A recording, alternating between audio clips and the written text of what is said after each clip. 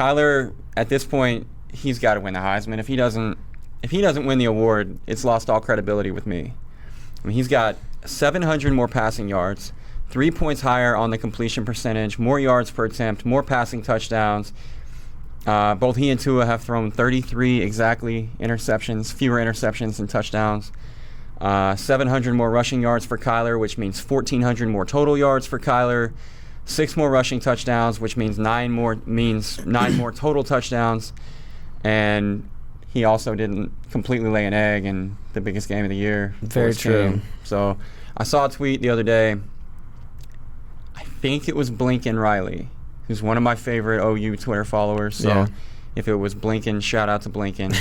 But it was basically some Alabama fan had told him that, Kyler had also had bad games this year, kind of in defense of Tua's SEC championship game performance.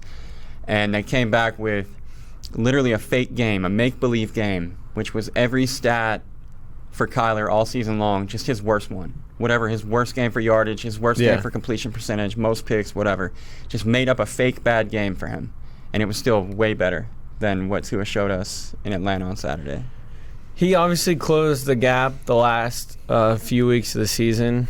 Not only the win, but the performance in Morgantown, I think, just got him like that much closer, like within striking distance. Yeah, I agree. And then it was like, okay, like it's going to come down to championship week. And if Tua does what he does most games, he might have done enough, already throughout the season to where Kyler will get some first place votes, but it won't be enough. But, I mean, Kyler went first, that 11 a.m. kickoff. Yeah. Balled out like he's done every game. And then Tua, as you said, kind of laid an egg. And you can say he left the game with injury early, but he still, he was bad the whole time he was in. He played 48 and a half minutes of 60 minutes. So, and I mean, that was the crazy thing is I'm sitting there watching it and I'm like, okay.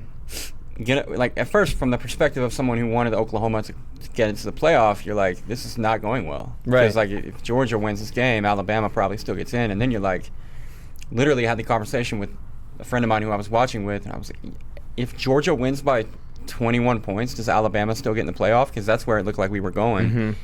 And that's how bad Tua was playing. All due respect to the kid because he's spectacular and you're going to have a bad game, but he picked the worst possible time to have the worst possible game.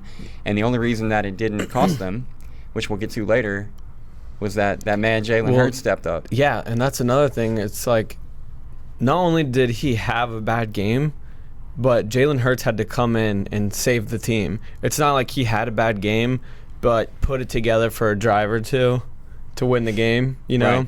Or just barely did enough and the defense made a big play or something. It was Jalen Hurts. Yeah. And Kyler didn't have anybody rescuing him. No. It was on his shoulders. Has been all year. Yes. Kyler's had to, and I think I've made that point on this show before. I know I've made it to you, at least off the show, but one of the things that I've been most impressed with regard to Kyler is that he doesn't have that Alabama defense to go on the road and shut out LSU, for example. Like every week when Oklahoma plays, Kyler and Lincoln Riley, for that matter, know that they have to be perfect, that they need to score damn near every time they have the ball. And it's like I was watching the feature that ESPN did on Kyler prior to the Big 12 championship, and they were talking about the first Texas game. And he was just talking about how he felt like it was his fault they lost because he turned the ball over twice. Yeah. He threw for over 300 yards. He ran for over 90 yards. He scored 5 touchdowns in that game, and he felt like it was his fault that they lost because he turned it over twice. That's how small the margin for error has been for him all year long, and he's been perfect, or as close to perfect as you could possibly be. At this point, the only way that I think Tua possibly wins is if people already voted. Right. And first of all, it is complete and utter bullshit that you can vote on the Heisman Trophy before the season's over with. Yeah.